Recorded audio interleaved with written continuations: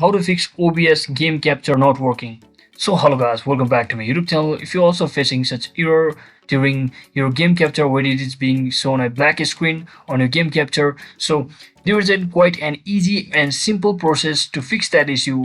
So first thing first, just locate your OBS studio and just open its file location, and from over here just right click on that particular application, that is our OBS studio, and simply head over to its properties and just head over to the compatibility section, and here you should see the option that is run this program as an administrator.